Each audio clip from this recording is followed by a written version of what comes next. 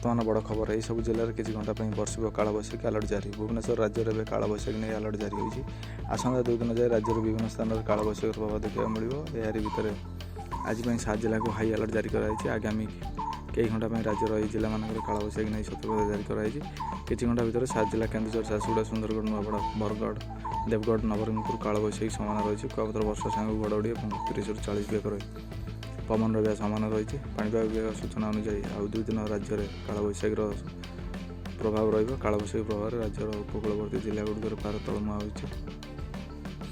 बारिपदा समेत अनेक अंचल में कुआपथर छेचा वर्षा होता बेले सेठिका लोक तातिर आश्वस्ति मिली। अंपटे किंतु एवं पश्चिम ओडिशार केतेक स्थान में ग्रीष्म प्रभाव जारी रही। गतकाली बलांगीर और बौद्धରେ 12 डिग्री छुईंटा बेले राजधानी भुवनेश्वर 35 टपिला। आज सकाल भुवनेश्वर और कटक भीषण ताती अनुभूत होती। आसंता 5 तारिख जाए कालबैशाखी नहीं सतर्कता जारी होती। 2 ରୁ 3 तारिख जाए सुंदरगढ़, केन्दुझर जिला को झड़ और कुआपथर वर्षा नहीं ऑरेंज वार्निंग जारी रही। यही समय पवन वेग 50-60 किलोमीटर रही।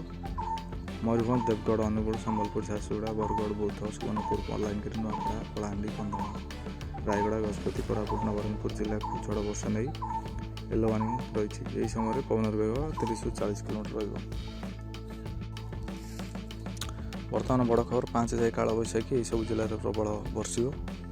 राज्य में ग्रीष्म प्रभाव जारी रही बेले कालबैशाखी प्रभाव देखा मिली। बिजुली घड़घड़ी पवन सह हालुका वर्षा आरंभ होती। बुधवार सुंदरगढ़, मयूरभंज, केन्दुझर, मालकानगिरी, रायगड़ा, कोरापुट और कंधमाल जिलार किसी अंचल में कालबैशाखी जनित वर्षा रेकर्ड कराई। गुरुवार विभिन्न जिले में कालबैशाखी नहीं आंचलिक पाणीपाग विज्ञान केन्द्र पक्षर येलो वार्निंग जारी कराई। यही सब जिला गुड़िक मध्य मयूरभंज, केन्दुझर, सुंदरगढ़, देवगढ़, अनुगुल, संबलपुर, झारसुगुड़ा, बरगढ़, बौद्ध, सोनपुर, बलांगीर, नुआपड़ा आदि जिला रही। घंटा प्रति 30 ରୁ 40 किलोमीटर बेगर पवन बहिवा सह बिजुली और घड़घड़ी समान रही। 5 तारिख जाए राज्य विभिन्न स्थान में कालबैशाखी प्रभाव देखा मिले। तेणु संपृक्त जिला गुड़िक सतर्क रहा पाणीपाग केन्द्र परामर्श देती। पाणीपाग नहीं बड़ अपडेट आसूँ। बड़ वर्षा केवल से नुहे 5 दिन जाए कुआपथर वर्षा होगा नहीं पूर्वानुमान करिछि पाणीपाग विभाग। आज पागर परिवर्तन हो किसी स्थान प्रबल वर्षा हो पारे। आसंता एप्रिल 5 तारिख जाए राज्य विभिन्न जिले में वर्षा होगा नहीं पाणीपाग विभाग आकलन करिछि। बिजुली घड़घड़ी नहीं सतर्क कराई पाणीपाग विभाग। आसंता एप्रिल 3 तारिख में कालबैशाखी वर्षा को नहीं 9 जिला को ऑरेंज वार्निंग जारी कराइथिबा बेले 5 जिला को येलो अलर्ट जारी कराई। कुआपथर वर्षा होगा नहीं अलर्ट करिछि पाणीपाग विभाग। ऑरेंज अलर्ट जारी कराइथिबा 9 जिला हेउछि सुंदरगढ़, झारसुगुड़ा, संबलपुर, बौद्ध, कंधमाल, कलाहांडी, रायगड़ा, नवरंगपुर, कोरापुट। से भली येलो अलर्ट जारी कराइथिबा 5 जिला हेउछि बरगढ़, सोनपुर, बलांगीर, नुआपड़ा, मालकानगिरी।